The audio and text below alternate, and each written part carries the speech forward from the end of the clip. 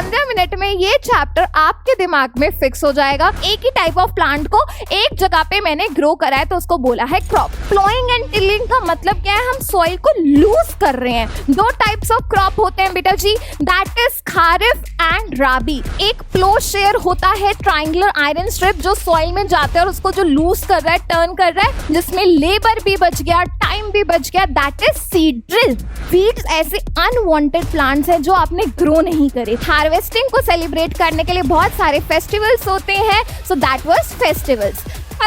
Hello everyone. I am Astha Suryavanshi, your biology tutor, your biology educator.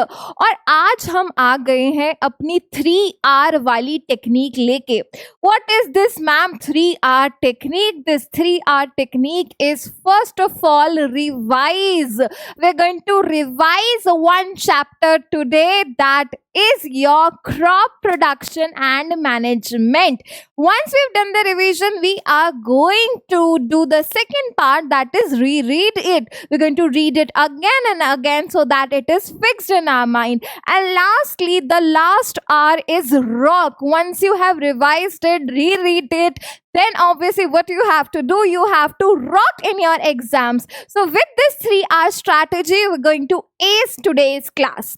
Now, what is the motto for today's class? I have seen many of your comments that, ma'am, we are facing issues in crop production and management. We have studied it, but we want that last minute revision and we want it from you. So your wish is like our command. So we are here to take that revision. Now, this revision is going to be with the speed of bullet train. बिल्कुल bullet train की speed से हम भागेंगे क्योंकि ये 15 minute की revision है। 15 minute में ये चैप्टर आपके दिमाग में फिक्स हो जाएगा। एग्जाम में जाने से पहले कुछ नहीं करना है, आना है, ये 15 मिनट का सेशन देखना है क्रॉप प्रोडक्शन एंड मैनेजमेंट का, and this chapter is done for you. Secondly बेटा जी, आपके लिए मैं by the end of the class एक क्वेश्चन भी दूंगी और वो क्वेश्चन आपके कम्युनिटी चैनल पे भी जाएगा, जहां पे मैं आपके आंसर चेक करूंगी क्या आपने क्लास में 15 मिनट में ध्यान लगा के सुना है, आप समझ रहे हैं कि नहीं। So please be ready for that question also towards the end of the class. So let's get started with the very first thing. अब बच्चे जी, मैंने क्या किया है, तो पहला चैप्टर है आपका क्रॉप प्रोडक्शन एंड मैनेजमेंट, उसको हम ले रहे हैं, right. Chapter number 1 crop production and management. अब बच्चे ये चैप्टर का एक पूरा माइंड मैप आपके सामने रेडी कर दिया है कि आपको कुछ भी देखना, एक माइंड मैप आ जाए, अच्छा क्या क्या क्या था सब फिक्स हो जाए दिमाग में। So I prepared this mind map for you guys. Now बच्चे, हमने क्या किया है, इस पूरे क्रॉप प्रोडक्शन एंड मैनेजमेंट को 3 पार्ट्स में तोड़ा है। सबसे पहला हम देखेंगे crops and the types of crops, फिर नेक्स्ट चलेंगे हमारी जो मेजर एग्रीकल्चरल प्रैक्टिसेस थी। जैसे हमारा ये कंप्लीट होएगा, हम एंड में जाएंगे एनिमल हस्बेंड्री। तो I have broken down this complete chapter into 3 parts. एक एक करके देखेंगे। दो अगर आपको एक जगह से अल्टीमेटली देखा है तो आप प्लीज इसको देख सकते हैं, you can take a screenshot, आप खुद भी इसको एक बार देख सकते हैं एट द एंड, ताकि आपके पास एक चीज रहे। बट हम एक एक करके इसको जरूर डिटेल में थोड़ा सा समझेंगे, राइट। सो पहले हम स्टार्ट कर रहे हैं with the types of crop. तो बच्चे, पहले सबसे क्वेश्चन आता है, मैम क्रॉप क्या है? बच्चे, क्रॉप कुछ भी नहीं है, वो चीज एक टाइप का प्लांट। लेट्स से अगर मैंने एक पर्टिकुलर लैंड लिया है, right, I have taken a particular land, और मैं कह रही हूँ ये जो मेरा फील्ड है, ये वीट क्रॉप इसमें मैंने ग्रो करी है। जब मैं कह रही हूँ वीट क्रॉप ग्रो करी है, मतलब जितने भी यहाँ पे प्लांट्स हैं वो सारे कौन से स्टाइल के होंगे, वो सारे के सारे वीट होंगे, right. That is when one type of crop or one type of plant is grown at one particular pace at a very large scale, large number में मैंने एक ही type of crop को एक ही जगह पे grow कर दिया है, तो उसको हम बोलते हैं क्रॉप, है ना। एक ही टाइप ऑफ प्लांट को एक जगह पे मैंने ग्रो करा है तो उसको बोला है क्रॉप। 2 टाइप्स ऑफ क्रॉप होते हैं बेटा जी, दैट इज खारिफ एंड राबी। खारिफ याद रखेंगे खामोश से, तो बच्चे खारिफ कौन सी क्रॉप है, हमारी मॉनसून क्रॉप, वो क्रॉप जिसको हम रेनी सीजन में ग्रो करते हैं, तो इसलिए हम इसका नाम रख देते हैं मॉनसून या फिर रेनी क्रॉप। भाई राबी क्रॉप कौन सी है, जो विंटर सीजन में ग्रो कर रहे हैं, तो इसका नाम क्या रख देंगे बच्चे जी, विंटर क्रॉप। हाँ जी, तो ऑब्वियसली क्या क्या इसके एग्जाम्पल है, पैडी, पैडी यानी कि हमारा राइस। अच्छा क्वेश्चन आ जाए, पैडी को हम खारिफ विंटर सीजन में क्यों नहीं ग्रो कर पाते, ये खारिफ क्रॉप है तो भाई विंटर सीजन में कैसे ग्रो करेंगे, इसको तो ज्यादा पानी चाहिए अपनी ग्रोथ के लिए, इसलिए हम इसको विंटर सीजन में नहीं ग्रो कर सकते। याद रखिएगा वीट राबी क्रॉप है, वीट और राइस सेम जगह नहीं है and rest of the examples are here. अब बच्चे कौन से सीजन में हमने इसके सीड को सॉइल में डाला, दैट इज सो किया, एंड कब उसको जब वो ग्रो हो गई तो हार्वेस्ट कर दिया, उसको भी देख लेते हैं। तो जनरली बेटा इसको सो किया जाता है in the month of the June and इसको हम हार्वेस्ट कर लेंगे in the month of the September. And similarly अगर मैं बात करूं, that is month of sowing and month of harvesting. And similarly बच्चे जी अगर मैं बात करती हूँ अपने राबी क्रॉप की, तो राबी क्रॉप का क्या रहेगा हमारा, यहाँ पे हम मेंशन करेंगे बेटा इसको हम कब सो कर रहे हैं, अक्टूबर में, और हार्वेस्ट कब करेंगे बच्चे जी, मार्च में, राइट। हार्वेस्ट कब कर रहे हैं, मार्च में, तो so in the month of October and harvested in the month of March. अब ये था crops and types of crops. Second part पे हम बढ़ते हैं, दैट इज एग्रीकल्चरल प्रैक्टिसेस। अब फार्मर जब क्रॉप को ग्रो कर रहा है बेटा, वो मैंने कहा था ये ऐसा ही कुछ नहीं है, कुछ भी ऐसा कर दिया, ये एक आर्ट है, आर्ट। तो इस आर्ट में लगते हैं कुछ steps, right. What are these steps, इधर हमारे वो मेंशन्ड है। तब सबसे पहले सॉइल को प्रिपेयर करेंगे, फिर हम उसमें सीड को सो करेंगे, वहां पे हम न्यूट्रिएंट्स देंगे with the help of manures and fertilizer, हम उसको पानी देंगे, इरिगेशन, फिर हमारा अगर कोई अनवांटेड प्लांट है उसको रिमूव करेंगे, that is removal of the weeds. Lastly हमारा जब क्रॉप्स पूरा ग्रो हो गया तो हमने उन मैच्योर क्रॉप्स को कट किया, दैट इज हार्वेस्टिंग। और जब हमने हार्वेस्ट कर लिया ताकि वो through out the season, through out the year हमारा क्रॉप्स अवेलेबल रहे, तो उसको हम स्टोर करेंगे, दैट इज स्टोरेज। अब एक एक करके हम हर टाइप ऑफ क्रॉप के जो भी ये प्रैक्टिसेस हैं हम इनको ध्यान से देखेंगे। सबसे पहले सॉइल को प्रिपेयर कर रहे हैं, जिसमें हमने तीन चीज देखी, ploughing and tilling and lastly levelling. बच्चे प्लोइंग एंड टिलिंग का मतलब क्या है, हम सॉइल को लूज कर रहे हैं, है ना। लूज क्यों कर रहे थे बच्चे जी, ताकि रूट्स इजिली ब्रीथ कर पाए और अच्छे से पेनिट्रेट कर पाए सॉइल में। कोई वीड है तो वो उससे वो भी हट जाएगा, वीड यानी कोई अनवांटेड प्लांट है तो भी हट जाएगा, और इससे जो फ्रेंड्स है फार्मर के, जो नेचर के गार्डनर है, अर्थवर्म, उनका नंबर भी बढ़ता है। So what is ploughing and tilling, it is nothing but the loosening of the soil. हम सॉइल को लूजन कर रहे हैं, टर्न कर रहे हैं, loosening and turning of soil. हम सॉइल को लूज कर रहे हैं, टर्न कर रहे हैं। अब बच्चे हम इसको किस तरीके से करते हैं, क्या तरीके हैं इसको करने के लिए, हम इसको यूज करते हैं कुछ टूल्स, दैट इज प्लो, हो एंड कल्टीवेटर। ये टूल्स है प्लोइंग करने के लिए, राइट। डू यू रिमेंबर प्लो, जिसमें हमारा एक प्लो शेयर होता है, ट्राइंगुलर आयरन स्ट्रिप जो सॉइल में जाता है और उसको जो लूज कर रहा है, टर्न कर रहा है। देन एक रॉड लाइक स्ट्रक्चर जिसको हम प्लो शाफ्ट बोलते हैं, एंड अल्टीमेटली बीम बेटा जी जो नेक पे रहता है, हमारे जो बुल्स हैं उनकी नेक पे रहता है, राइट। बच्चे ये था प्लो। नेक्स्ट इज बच्चे हो में हमने क्या किया बच्चे, जो बेंट प्लेट है, स्ट्रॉन्ग आयरन की बेंट प्लेट, इसकी हेल्प से हम प्लोइंग कर रहे हैं। एंड सेम बेटा जी एक लॉन्ग रॉड है, बीम रहेगा, एक ग्रिप रहेगी, हैंडल रहेगा, सेम बाकी रहेगा, बट यहाँ पे यस एक स्ट्रॉन्ग आयरन की बेंट प्लेट आ जाती है। अब बच्चे चाहे प्लो हो चाहे हो, हमारा बहुत मेहनत लग रही है, चाहे हमारी बुल्स की मेहनत हो, चाहे हमारी ह्यूमन की मेहनत हो, बड़ा लेबर लग रहा है, टाइम लग रहा है, तो उस टाइम और लेबर को बचाने के लिए आ जाता है cultivator. Cultivator will save the time and the labour, right. तो ऑब्वियसली ये एक बढ़िया है क्योंकि हम इसमें ट्रैक्टर का इस्तेमाल करके ये अपनी प्लोइंग कर रहे हैं। That was about preparation of soil. And lastly एक वर्ड है लेवलिंग।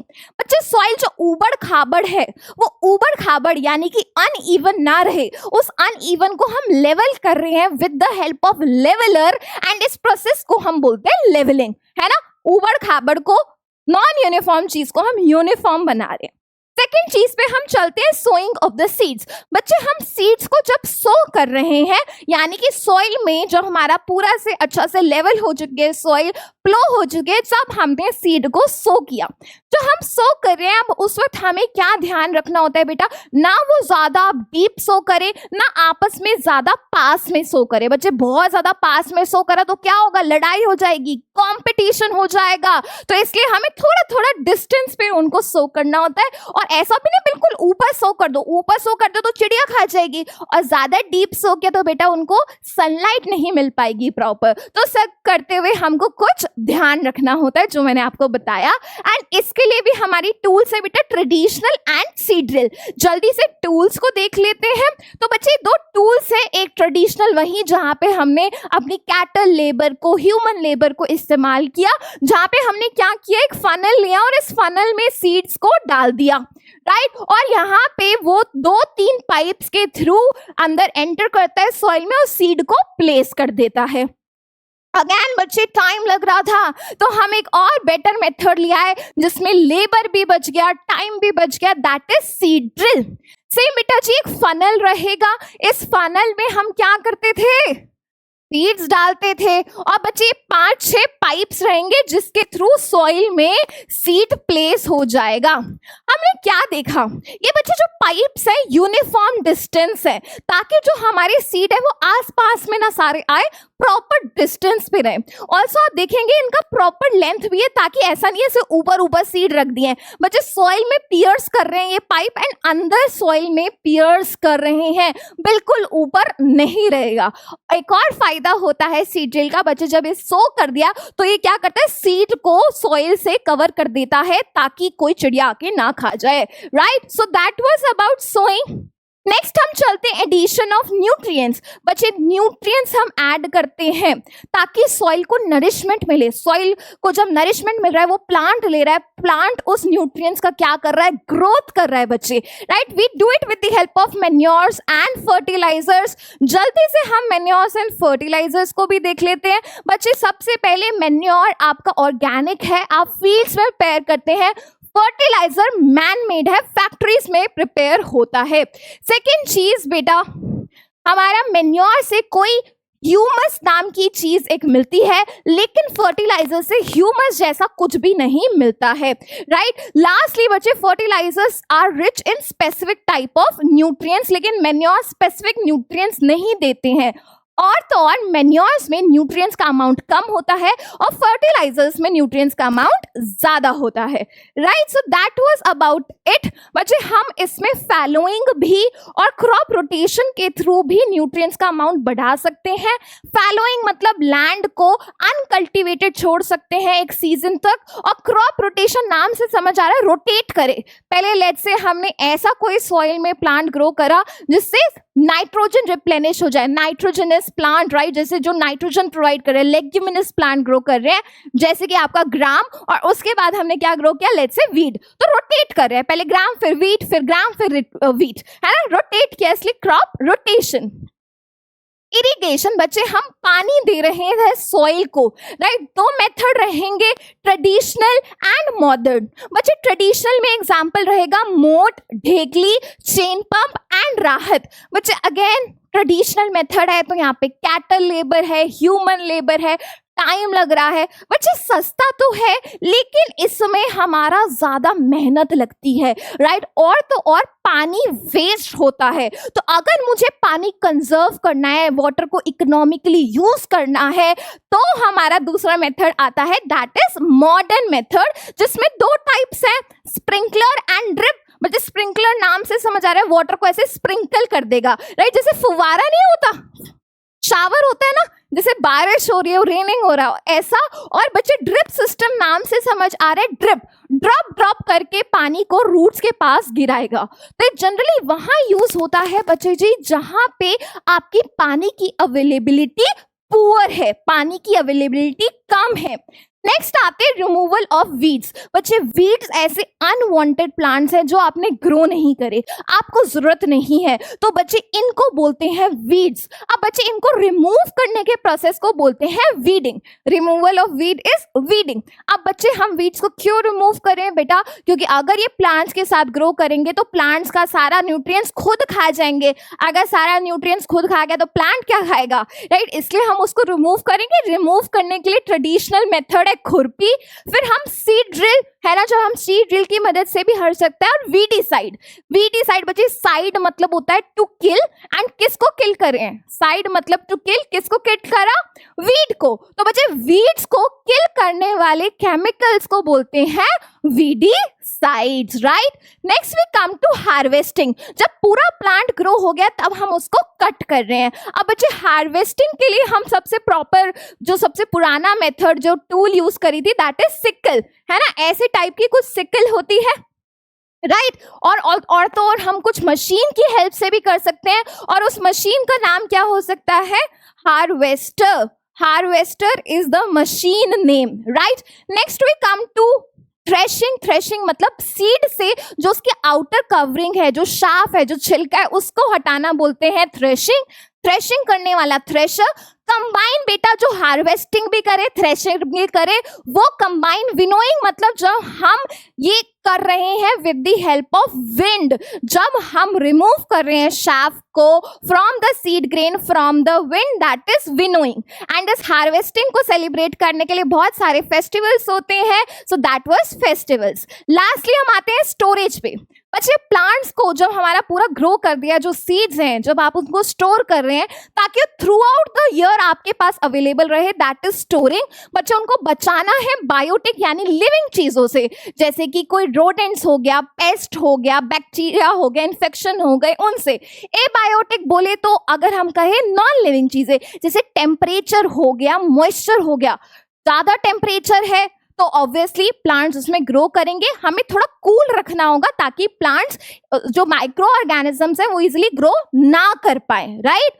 जितना कम टेम्परेचर उतना बेटर, बैक्टीरिया ग्रो नहीं करेगा, राइट? ऑल्सो जितना ज्यादा मॉइस्चर उतना माइक्रो ऑर्गेनिज्म ग्रो करेगा, तो हमें मॉइस्चर भी कम करना होगा। मॉइस्चर कैसे कम कर सकते हैं? सन में सुखा के ड्राई कर दो उसको, राइट? एंड हम इनको स्टोर कर सकते हैं सीलोस एंड ग्रेनरीज में। बेसिकली स्टोर हाउसेज हैं, पिट्स बने हुए हैं जिसमें हम इनको स्टोर करेंगे। लास्ट टॉपिक बेटा रहेगा आपका एनिमल हस्बेंड्री।